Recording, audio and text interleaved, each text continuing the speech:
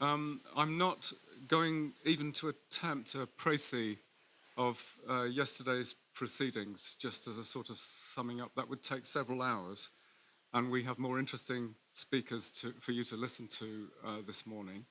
It was a really interesting day. We did begin on a nanoscale with Glenn's presentation of that 30-micron slide of a section of a mouse's brain, and proceeded to talk about the complexity complex, as he put it, the sort of sheer scale of complexity, which is the context and the backdrop to our conference proceedings. That word detail, détailler, is where we get the word from medieval French. It means cutting, and reminds us that every time we look in detail, we separate ourselves from the whole to which the detail is connected. And I think what we ended up with Katie Schwab's presentation was a sort of immaculate reversal of that perception, where really careful, sure-footed interventions began to feel as if they were adding cumulatively, building cumulatively a whole world in a sort of Bauhaus sense. And meanwhile, we had, in terms of Anthony Tovey's really fascinating presentation. I mean, Anthony's discovered that he's an artist, and we weren't quite sure whether that meant that with hindsight he had been a craftsman previously or an engineer. But by the end of the most interesting conversation, that scarcely seemed to matter. We have a really interesting day ahead of us. And so without further ado, I'd like to introduce our first keynote speaker, Sarah Mann. So Sarah became the Director of Architecture, Design and Fashion at the British Council about 18 months ago in 2016, having previously been the Programme Manager for the British Council on Connect ZA, that's South Africa, a 3-year season of arts projects focused on building connections between emerging creative industries in the UK and in the Republic of South Africa. She commissioned projects including the Maker Library Network with Daniel Charney as part of Cape Town's World Design Capital, and the Joburg Photo Umbrella with Brighton Photo Biennial and the Market Photo Workshop. From 2008 to 2012, Sarah was part of the curatorial team and head of learning and participation at Somerset House, where she worked on a groundbreaking series of exhibitions and public programs, including Show Studio, Fashion Revolution, Pick Me Up, Graphic Arts Fair, Maison Margiela 20, and Tim Walker Storyteller. Sarah has an MA in Curating Contemporary Design from Kingston University and the Design Museum. She's the commissioner for the British Pavilion at the Venice Architecture Biennale and is responsible for the strategy and creative direction of the architectural design and fashion team at the British Council, which creates links between designers and cultural institutions around the world through a diverse range of projects across these disciplines. Most recently, she commissioned the UK Pavilion at the 2017 Cheongju Craft Biennale, which was curated by the Crafts Council under the theme Form in Motion. Sarah is going to explore the role of female artisans in rural communities in the developing economies of Southeast Asia, Africa, and Latin America, and trace and evaluate design-based interventions by Western agencies and contemporary designers in that context. Please, would you welcome Sarah Mann?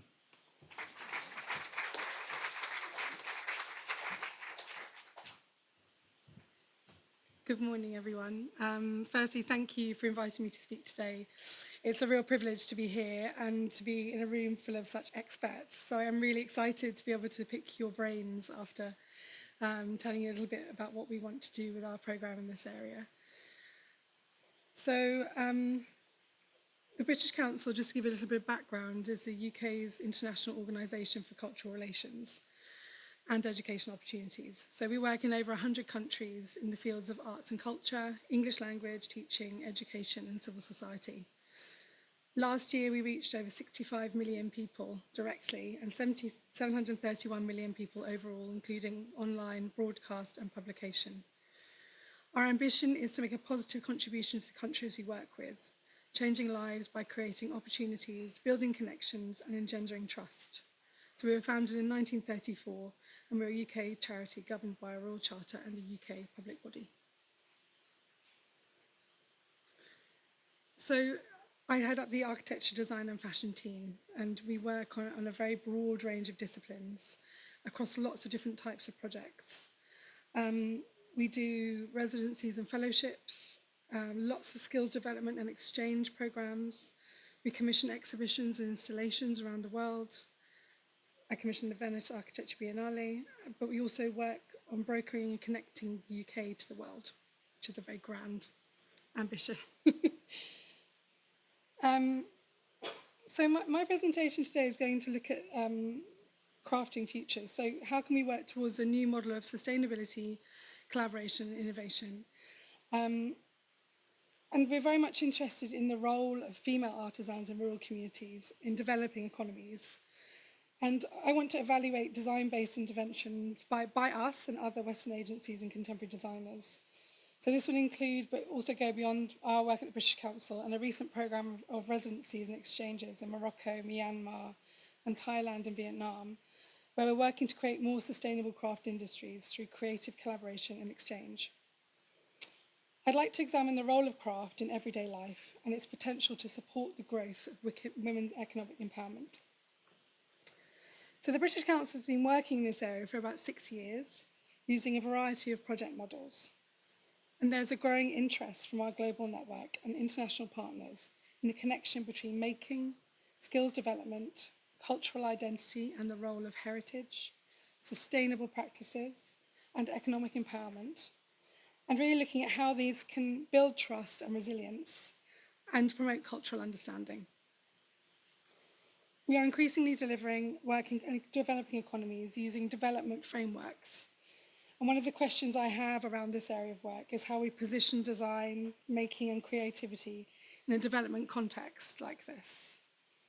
And of course, the British Council has to be mindful of operating within Britain's own legacy of cultural imperialism to sensitively find its place and position in this field. And that's kind of where we are at the moment. So I should stress that the work of the British Council strives to establish mutuality in its programming, finding new points of connection, which establish long-term connections and relationships. Our programming is partner-led, informed by insight on the ground through partners in both countries who share common interests and objectives. So our work goes way beyond just talking about UK culture. It's actually really looking for that point of mutuality. I think that's really important to remember when we're looking at our projects. So as I said, we're at the beginning of forming our strategy and plans in this area. So today is a really exciting opportunity for us to share some past projects and current thinking with you. And I'm really looking forward to hearing your opinions and ideas. I should say as a disclaimer of some kind that this work in this presentation represents a huge amount of work from my colleagues and overseas networks, and also the peers I work with, which I'll try and represent today. So I suppose to give a bit of background, we're at the point now where I think there have been around 30 years of social enterprises and different interventions to support the development and preservation of these kinds of communities, particularly focusing on women. I think we're now in a position to begin evaluating and assessing how they're working and what the long-term impact really is, if there is any at all. With the rise of social design and digital technology and the shift in patterns of consumption, I believe we're at a pivotal point of opportunity to deliver a step change in the way we collaborate in making. So to begin, I think it's useful to look at the wider context for the artisan sector in the creative industries. So there's a really interesting piece of research by the Alliance for Artisan Enterprise. So the artisan sector is the second largest employer in the developing world after agriculture. And it's worth over $32 billion a year. And globally, the artisan sector is growing. International trade in artisan goods more than doubled between 2002 and 2012. and over 65% of artisan activity is taking place in developing economies. And I should go on to say, and the large majority of this work is carried out by women.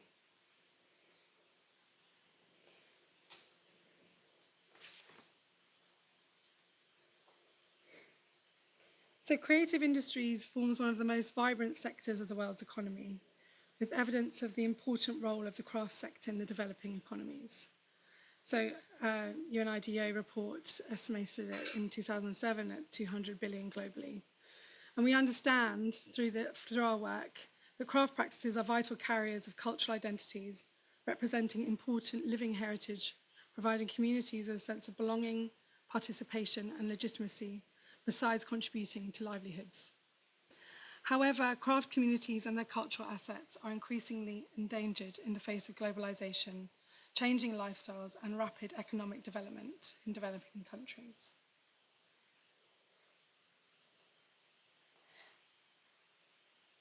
So through the case studies I present today, there's an opportunity to analyse the complexity of intercultural creative programmes which use design and skills exchange to develop new products and prototypes with traditional craft and artisan communities. So I'd like to just think about how we examine the practices of design and craft and how the two things might be drawn more closely together, moving towards a model of true cultural and skills exchange with long-term impact on livelihoods of women in developing countries. So the backdrop of the artisan industry is one of intense industrialization and mass manufacture in developing economies, which coincides with the decline of craft as a livelihood and sees traditional making practice under threat from socio-economic pressures. Intense rural-urban migration and environmental shifts, such as land clearance, mean communities are dispersed and displaced, and raw materials used for centuries are becoming scarce or difficult to access. So in an age of rapid urbanization, can we develop a new and dynamic relationship between the rural and the urban? I think there's an opportunity to develop new models of education made possible by digital and mobile technology, using new learning tools to open up access to domestic and international markets, fostering dialogue between client and maker, forging new models of collaboration. So there are similar threats also looking at our own home environment in post-industrial and post-Fordist countries where design and theory has been emphasized over making skills, resulting in the loss of skills, communities, and even materials relating to traditional craft practices. One of the questions we're trying to answer is how we might move beyond an approach based on Western agencies' model of observation and preservation to develop skills programs which empower women, giving artisans the tools to evolve their practice, moving beyond replication and repetition towards a new modernity which is deeply rooted in culture and heritage. So we believe there's a great possibility for shared learning and exchange, which would not only create opportunities for increased livelihoods and inclusion in developing countries, but also greatly benefit contemporary craft practice in countries such as the UK.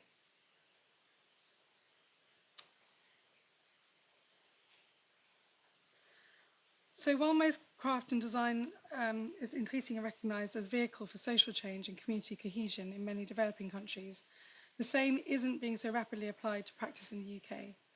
Many makers are working independently as not part of a wider community. I would say most young designer makers have a growing interest in social engagement.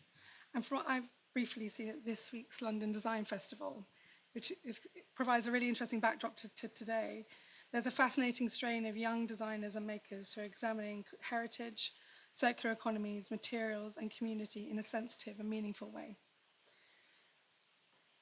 In the context of post-industrial society, it's a fascinating sort of movement, I think. It makes me question whether we are on the cusp of something significant in terms of change, but it also might be me being a naive optimist.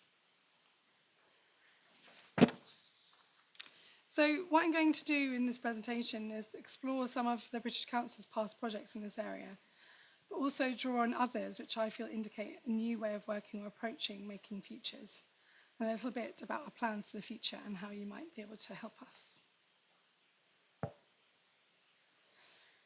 So I'm going to start sort of at the beginning of this process. In 2013, we commissioned a project called Design Explore in Marrakesh in Morocco. So it was a year-long program which ran between 2013 and 14. And it's the kind of project that we're regularly asked to run by our overseas network, bringing UK design expertise to working with young people. The brief was to look at new models of design education which engage with heritage craft, and particularly the rich diversity of production and manufacture in the old city of Marrakesh. The project was actually commissioned with the knowledge that there are very few opportunities for young makers to train in industrial design. So this program was designed very much with the product being the end outcome. So while Morocco is renowned for its rich craft heritage, education opportunities in contemporary 3D and product design are still limited and definitely not widely available, leaving aspiring designers with limited opportunities to learn about the contemporary design scene and establish new skills. The program aims to provide a group of 10 young designers with the opportunity to develop their ideas and creative thinking around contemporary product design, with the support and mentoring of a network of designers and tutors from both the UK and Morocco. The program kicked off with an exploration of international and Moroccan contemporary design, driven by an intense program of workshops and presentations from UK designers and educators and leading Moroccan creatives. The two-day workshop began by re-examining everyday objects and progressed to working with local artisans and experimenting afresh with traditional materials and techniques, ranging from new products which reflected the exploration of contemporary design in tandem with their research and connection to the artisans of Marrakesh. So this is Oscar Diaz, who's a product designer, and he worked with young designers to redevelop a small-scale radio. So, oh, aren't they? Oh no, changing for me, but not for you. That's a bit sad. Where's my technology man? Oh no, thank you for letting me know.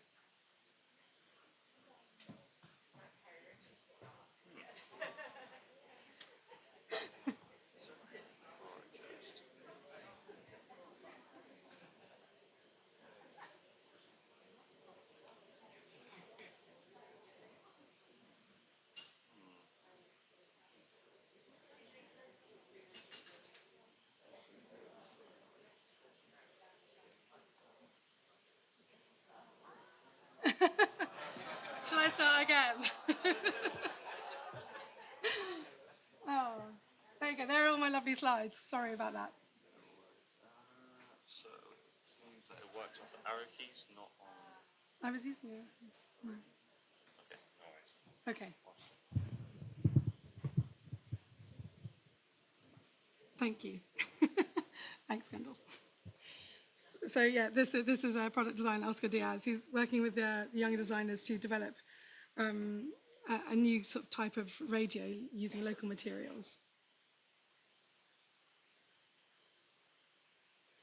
And the project culminated in a sort of small showcase of the products, which introduced them to people who might actually be able to take them to market.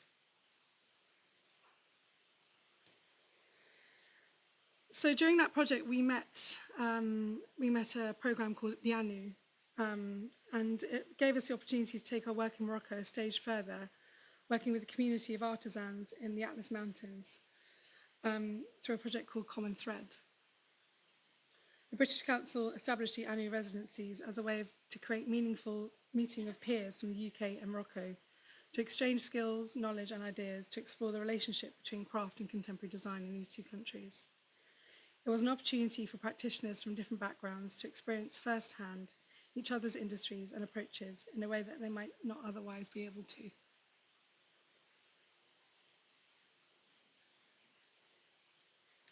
So ANU as a whole is a really great case study. The website was launched when Dan, the founder, worked in the Atlas Mountains as a US Peace Corps volunteer. He had a lot of issues with the approach taken by many Western agencies of importing foreign talent into the area for 6 months and asking them to share their knowledge and expertise in business or marketing. The result was usually someone organising a trade fair for the artisans and then leaving with nothing really coming of it from the long term. He ended up staying there for 2 additional years and gaining trust with the communities, identifying what the real issues were. While they didn't have running water, they did have Wi-Fi access and were users of smartphones. Their biggest roadblock was access to market. They live in remote areas without much tourism, and the main source of income was from middlemen in major cities who bought their work for a low value and sold it. Dan began looking at websites like Etsy or eBay, but the bigger issue was the lack of skills with the artisans around pricing, photography, writing descriptions, and even shipping, coupled with the fact that there are very big barriers around literacy. So he worked with a software developer to create a mobile-based phone app and website, which is run on a visual language. He supported a group of artisans who are community leaders to learn the skills necessary to run this, as well as explore things like trend research to understand the consumer better. So they have a very interesting system of approaching this work. The first thing is it's artisan-led. So when a new artisan expresses interest in joining Anu's community, they're connected and trained by more experienced and successful artisans on how Anu's platform works. This builds a foundation for their artisan-led model. The second thing is technology. So training new members of the Anu artisan community begins by building their custom language-free account. The interface allows them to add products, manage inventories, and track orders, using culturally responsive, language-free design, adapting the interface to suit first-time technology users. Training forms a vital part of the system, so all trainings take place in the new artisans workshop to guarantee that the work can address local obstacles to success. So for the same reason, when the training ends, using existing technology and infrastructure, there is an investment of quality time spent with the artisan, where they become a member of Anu's greater community. Interestingly, there's also some work to do around things like photography. So during training, artisans practice basic photography skills, focusing on emphasizing the connection between the product, where it was made, and the person who made it. All the pictures on the Anu store are taken and uploaded by the artisan themselves using their own cameras or phones.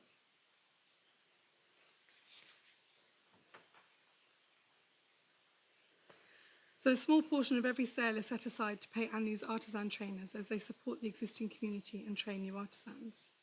The objectives of the programme were to create a meaningful meeting of minds from UK and Morocco to exchange skills, knowledge and ideas, and to explore the relationship between craft and contemporary design. Common Thread wanted to enable participants from different backgrounds to experience firsthand each other's industries and approaches in a way they might not otherwise have been able to. They wanted to expose participants to different approaches to creative process, enable participants to share aspects of their culture and how influences work into their making process, and provide designers with a hands-on opportunity to learn artisan craft techniques. The workshops considered what constitutes design, new tools and processes for designing, and the difference between how copying is integrated into the practice. They also explored how designs can be protected and what role craft and heritage can play in contemporary design. So in the first residency, UK-based designer Sabrina Kraus-Lopez lived with the Anu artisans in the Atlas Mountains, and here she is, collaborating on new designs and approaches based on the traditional weaving techniques. Over a 1-month period, Sabrina worked with 6 artisans to create the Common Thread collection, which was a series of bespoke, hand-woven rugs inspired by the Berber's traditional heritage, surroundings, and personal stories. I'm having a technology fail today. She worked with them on a wide range of design and pattern-making workshops. The result was a collection of 6 limited edition rugs, which were sold on the platform and exhibited at Design Junction during the London Design Festival, bringing artisans to London to meet designers and grow their own network. And if it works, which I hope it does, I want to show you a film that we made during this process.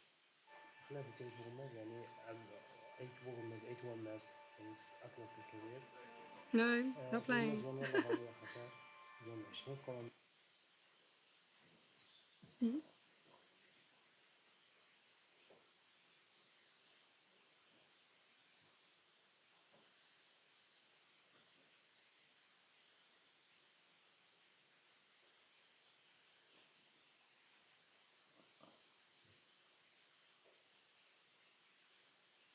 Okay, let's give it a go.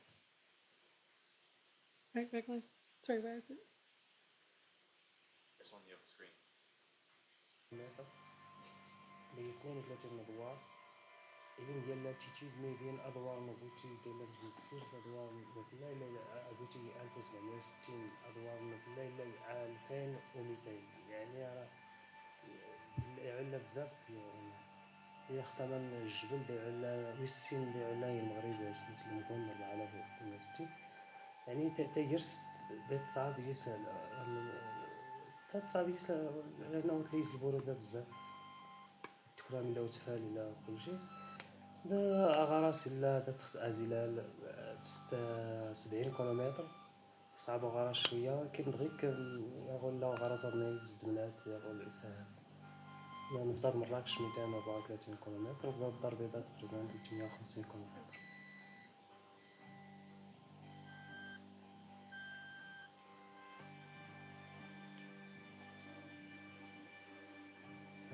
تخدم مع أكشوط سكرتير دوا خدمت هو 1998 مادة طبيعية أرسيس نسكابي تسمت لوحات وخا تيا ماتيريال تيا ديكور باش تسوي لي طابلو سيس نسكال اللوحات الثقافية كيس نطرماس مزيغ نطرماس لي تاتواج كيس نسكال بزاف الحوايج يتنعات من الثقافة مع التمازيغ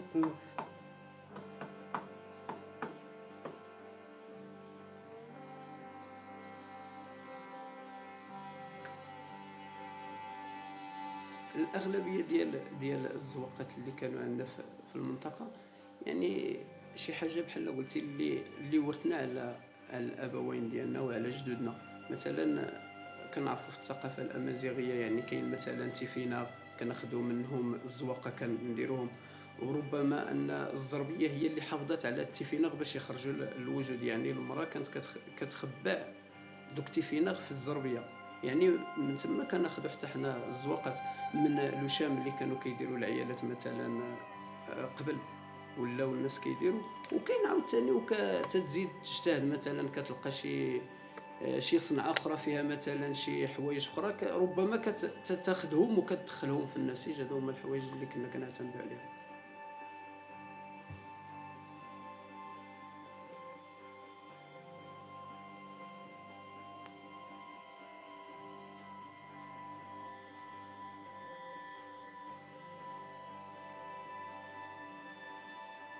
فعلا تكورك مشاكل التسويق الاول لانه اللي لا تحاول ما امكن نسوق غاسير معارض نغد مجدي تشيون نمشي شنز الجزائر نغد شنز سائح اجنبي مجدي كيش مغرت مازيرت السياحه كوني تدرس وغرق ماشي بزاف يعني قليل ماني دادي تدو شيون زي العطله مشي دادي تدو شيون غير العائلات نغد مجدي مون شيون شنز سائح دغيك الحمد لله انا غول تخدم دغيا تخدم تزربيت سمتيس دا يسنزا. ما كيشجع اكثر هو ان المنتوجات اننا درتي كنتوتمين مادام اديت نتنزنزا يعني لا تعاون انت قلني انت يعني تمطوط تدخلي حمزه راه كملت خدمه غاسي. So it gives you an idea of the kind of context and challenges that we're working with these projects.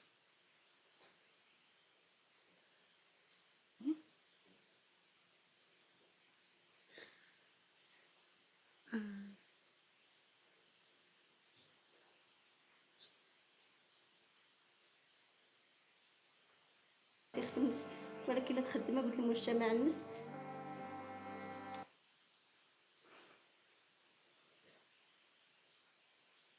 Okay, thank you. Thanks. And this is the exhibition that we took to London with the artisans.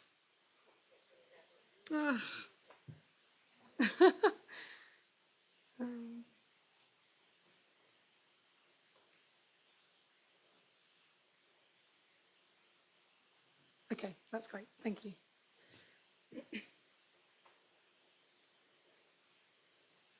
So the artisans took whole ownership of the programme and they're now the creative director and management team. And since their collaboration with the British Council, they've gone on to win grants from the Moroccan government and been able to purchase their own house as a headquarters and design in residency space.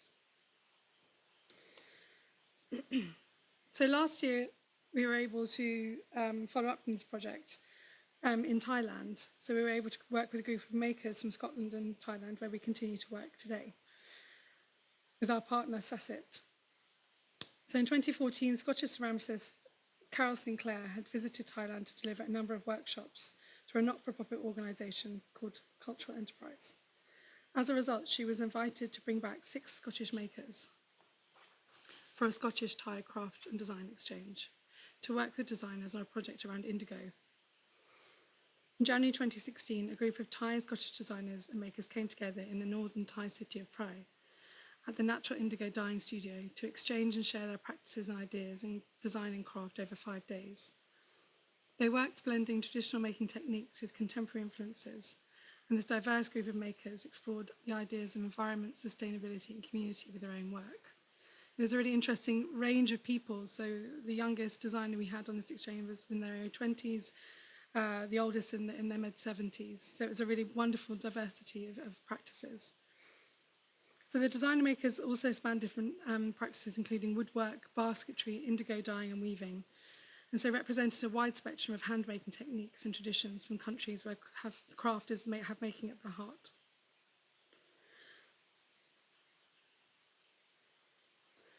The resulting production collaborations were shown in the UK at an exhibition at Edinburgh's Botanical Gardens and also in London.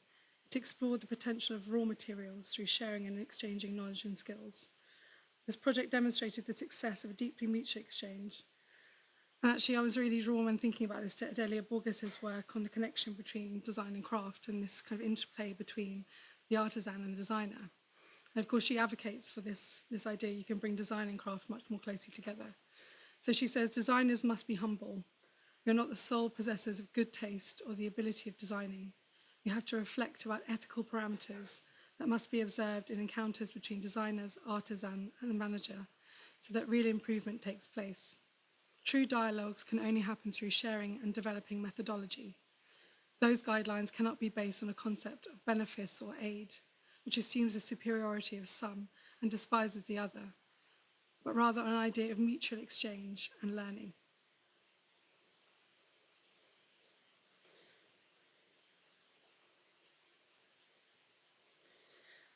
So last year, the British Council developed a new stream of programming called Culture and Development.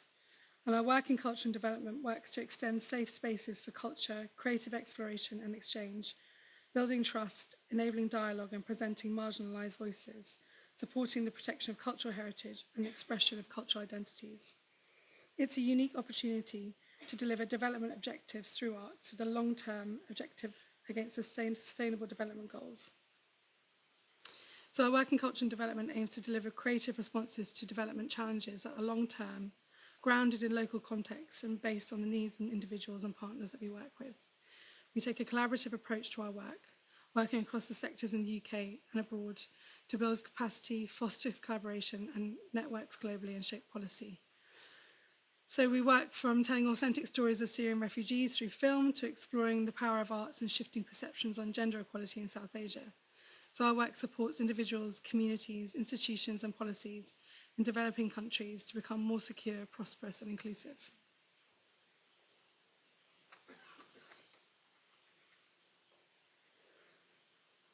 So through this programme, we were given the opportunity to carry out research to inform a longer-term programme around supporting and empowering female artisans in Myanmar, Vietnam and Thailand with the Royal College of Art.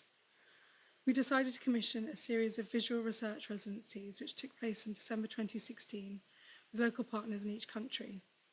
12 participants, 6 students from the Royal College of Art, were paired with 6 local researchers and practitioners. They explored the artistic practices and social conditions of craftswomen working in textiles in these 3 countries over the course of 2 weeks. The young researchers had a wide range of backgrounds and interests, from design history, anthropology, to sculpture and product design, which brought a dynamic range of voices to the research. We asked them to bring their findings back to the UK in an exhibition, curated by Martina Margetts, senior tutor at the RCA. This was shown at the Aram Gallery in May this year and presented the perspectives of the 12 researchers through collected textiles, everyday objects, raw materials and samples, along with writing, photography and film. And this is them carrying out their research residencies. And this is a view of the exhibition. So as a result of this exhibition and these research residencies, the 12 researchers came together to form a manifesto. And this is really something that we're trying to use to kind of ground all of our work going forward. So the practice of craft is global and contemporary. Everywhere it's undergoing assessment and development as part of social, cultural, educational, and economic agendas. So they set out 12 actions. The first, sustain the expression of human diversity and well-being through craft practice and cultural understanding. Hear the voice of Southeast Asian ethnic minorities regarding socio-economic regional agendas. Learn from local understanding of the environment to think about sustainability of natural resources and health and safety practices. Establish women's equality with men in terms of workload and rates of pay. Increase provision of education at all levels to enhance the potential of young people. Elevate the status of craft by sustaining cultural heritage through museums and developing new methods of interpretation. Coordinate international government and philanthropic initiatives in order to consistently improve community production. Match craft skills with new production and product designs, evolve within communities in a way that's culturally sensitive. Encourage young urban entrepreneurs to engage with the rural production. Teach entrepreneurship, communication skills, and technological know-how in order to connect rural to urban and regional to global communities. Foster fine craftsmanship in traditional products, interior design, and innovative applications through global markets, and develop research and practice collaborations amongst regional and international partners. This is really something that we used as a kind of anchor for our work. And I think what's really important about this manifesto and this piece of research is that it was a kind of, it was a fairly shallow piece of work, but it really encompasses the voice of young practitioners who will be able to build new connections in the future.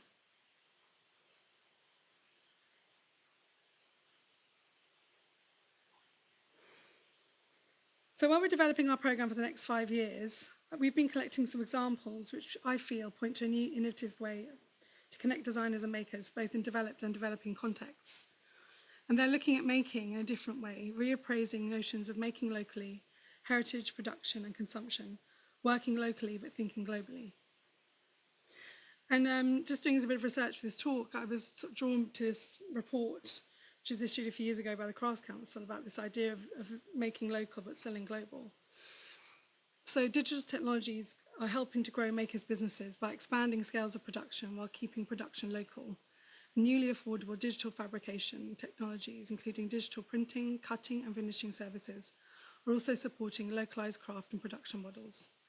So these technologies are also forging new relevance for craft practices with a broader range of craft consumers.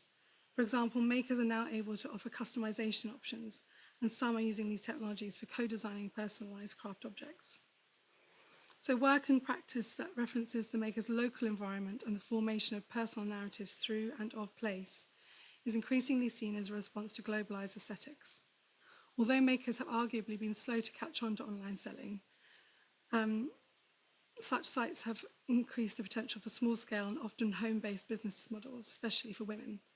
And social media platforms and content-rich websites are being utilised in a number of innovative ways to develop stronger relationships between craft makers and craft consumers, while promoting quality and reliability of local craft objects and their provenance. So this sort of made me reflect back on another project which isn't part of this programme, but something we commissioned called the Maker Library Network with Daniel Charney. And this was developed for the Cape Town World Design Capital programme. The network offered participants the opportunity to be part of a global network of makers. So locally produced, globally connected makers.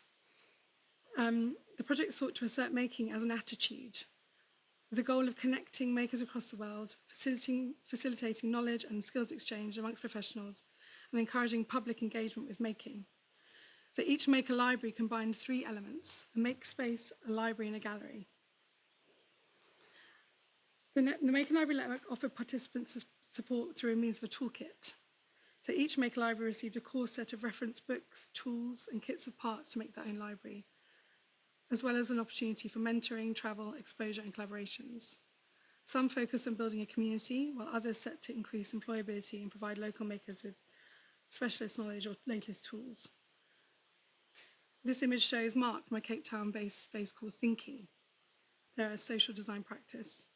They developed a mobile maker library which could go out into communities in the surrounding area of Cape Town to develop new projects directly with communities. Through the library, they developed a series of small business concepts that aim to produce one sellable object made through the learning of an essential and easily transferable skill. So this kit here is a kit to make aluminium can openers from waste materials, and it includes a kiln, crucible, and sand cast.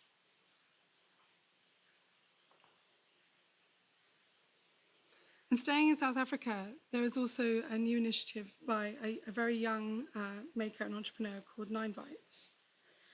It's a social enterprise and collaborative platform to explore the undertold narratives of lives from South African artisans using textiles, design, and imagery.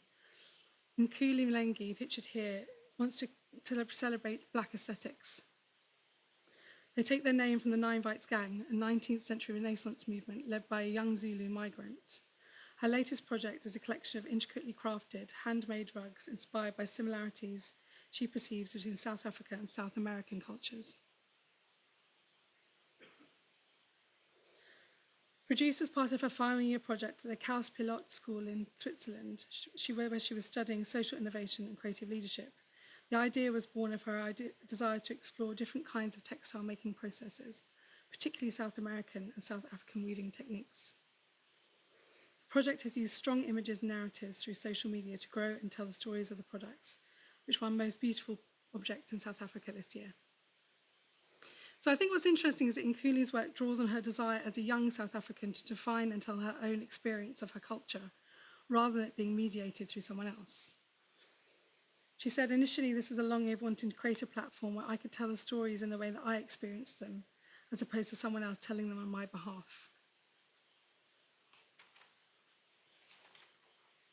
She's particularly interested in developing a Southern Hemisphere relationship and collaborations because she found a real lack of cultural exchange between young practitioners in Latin America and Africa. She explained that as Africans, we know a lot about what's happening in America and Europe and on other continents, and so she wanted to develop this new relationship.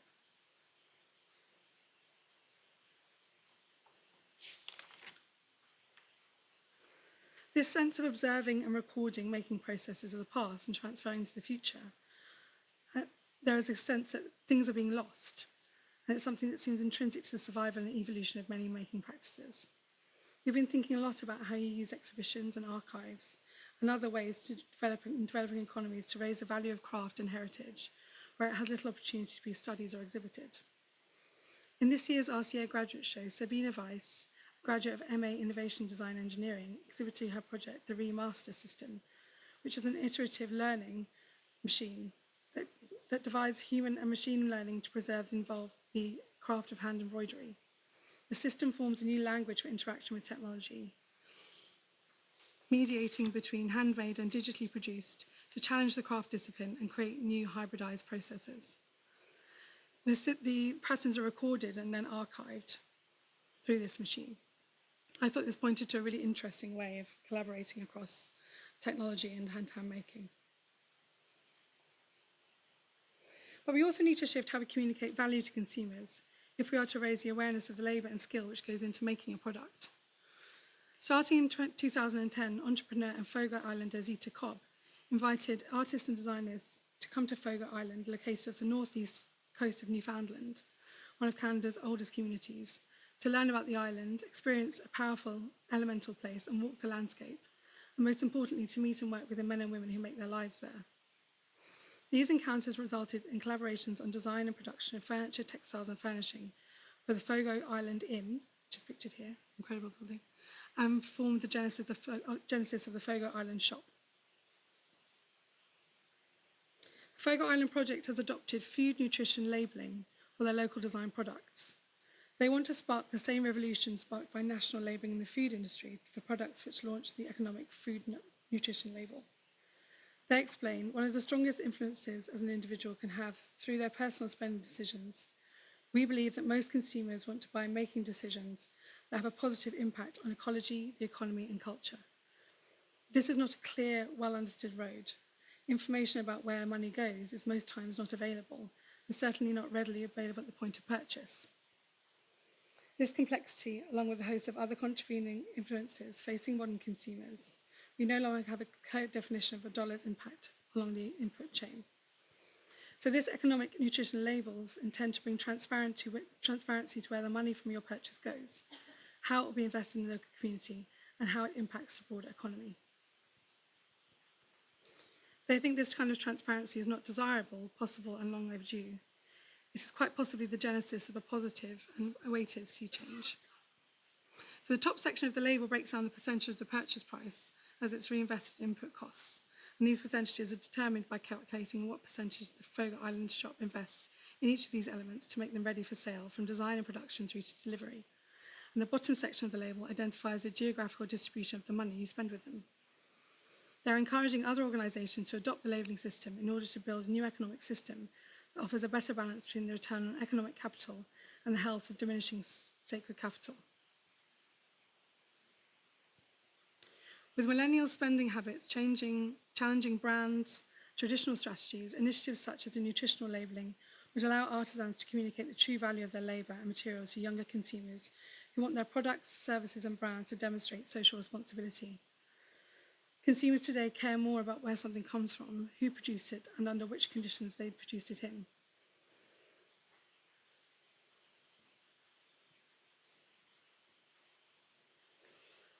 So with all of these points of connection and all of these ideas, we have started to form a strategy around our work in this area globally.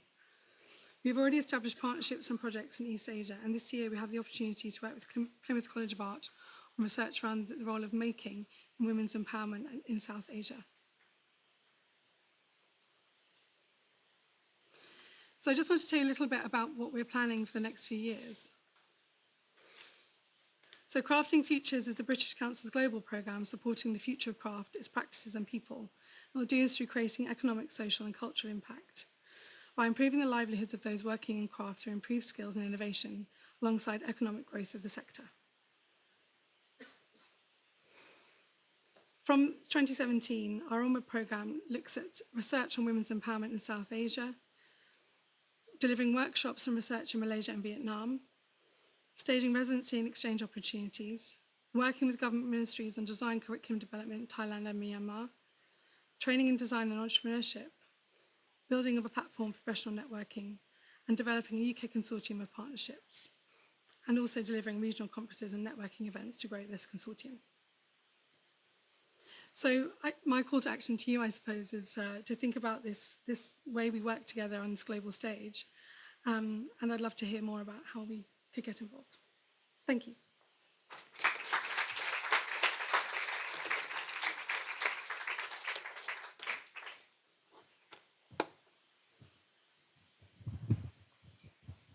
Thanks so much, Sarah. There's so much food for thought in that presentation.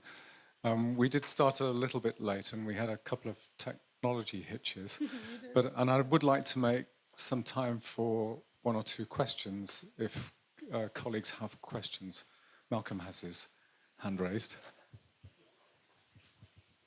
Just very briefly, Sarah, I'm sure you've been asked this lots and lots of times, but is there a theoretical danger, or has there ever been a practical danger, that in some ways there's a danger you can destroy the thing you're trying to nurture, the community, the sustainability of the community, but through kind of expansion of its activity, through marketing, so through scaling up, they become so successful in a kind of neoliberal kind of, fall into that neoliberal trap of we all have to expand, that there's some risk to what the community itself in that sense. Yeah, I think that's certainly something we are very mindful of. And I think that's why this approach to being artisan-led is very, very important.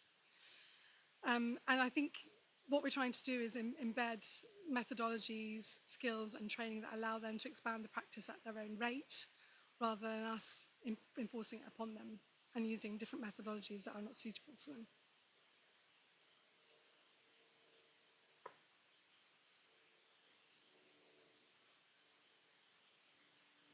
Given that we're all, mostly designer makers here, what's the criteria do you use to select designers for these sort of projects? I think we'd all like to know. That's a very good question. So we usually work through partnership organisations rather than through individual organisations. But mostly we use an open call methodology. If there are individual opportunities for going to work overseas, we'll do an open call so you can apply. Hi. This is quite a naive question, but just in terms of this exchange you talk about and sharing of and collaborative ideas and skills, it always seems quite one-sided. I mean, that we're taking our craftspeople to them. Would that not be a tremendous gift and genuine exchange if they came over to us and experienced at first hand, not just the stands and the exhibitions? You look at the contrast of photographs, you know, look, everything is there. What about them coming out to rural parts of Britain? There aren't many, where they're actually engaging with those crafts and seeing how we work. How much of that exchange has taken place? Quite a lot. I suppose, unfortunately, the pictures don't quite tell the story. So when we bring groups of people over on these exchanges, we also have quite a significant wraparound program that we deliver. So we take them not only to exhibitions, but also on lots of different kinds of journeys, studio visits. We try and organise meetings for them with relevant organisations. So there's a lot more to it than just the showcase, I would say. But I think what we haven't done is taken many makers out into rural areas in the UK, and I think that could be something that we could explore doing, definitely. Yes.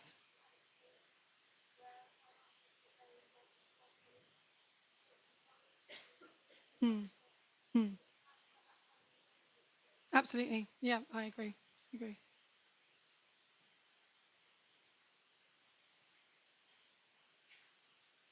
Thanks. Any more questions? Sarah, I'll ask a question if, well, people are still thinking about whether there might be a little question in there for them. And it's really, you quoted Delia Borges and a previous contributor to Making Futures, actually. And you talked about mutuality, basically, mutual exchange and learning. True dialogue, I think, was your phrase. Could I ask what the British Council has taken from this true dialogue, from this mutuality, and how it is that your own organisation might have learned or developed through these really, really interesting projects at micro level? I think as an organisation, actually, we're a very big organisation, but we are quite adaptive. And I think what surprised me certainly when I joined the British Council was how much research and local knowledge goes into forming these projects. So at every stage of evaluation, we do go back and look at what we can take from the project. And it's also an exercise in listening as well. You know, often these projects happen very quickly, but their evaluation is certainly a chance to reflect on what we can take from it as an organisation. We are a cultural relations organisation after all. Yeah. And sort of evolve our processes and practices. Okay, thank you. Thanks. One more question. Two more questions. So I'm going to start here. Hi. I would like to learn about how the process continue after the residency program, or because it's finished, and so how? Yeah, I think it's a really good question. A lot of our legacy survives through personal relationships. So obviously we introduce lots of artisans and organisations to each other, and often what we'll do is fund a project like this, but with the objective of having a longer term relationship come out of that. So, for instance, with the ANU project, that's certainly the case, and certainly with the Scottish Thai Craft Exchange, I know that those relationships are still going, they're still alive. So, in a sense, they're there to sort of kickstart those longer term relationships. But I think what we're trying to do now, trying to sort of on a longer term basis, is look at how we can have a kind of more longitudinal attitude towards our work, because I think we have delivered lots of amazing projects, but they've been quite short term. So I think from my perspective, I'd like to see that sort of planned over 5 years. And we're looking at kind of working with a theory of change methodology to make sure that we are kind of working towards a goal in the long term. Thanks, Sarah. I don't know if this question might be too sensitive, but I mean, in questions of political futures, Brexit, where is your strategy for crafts or makership going for in the next years? How do you react to this? To Brexit? Yeah, I mean, what comes after? I mean, is it, will you more focus on UK as a crafts market, or like Manchester, the North, and the things, or how you keep that global connection moving forward? Yeah, I mean, of course, this is something that's on the mind of the organisation. Brexit poses huge challenges for us, for the UK, and so for the British Council.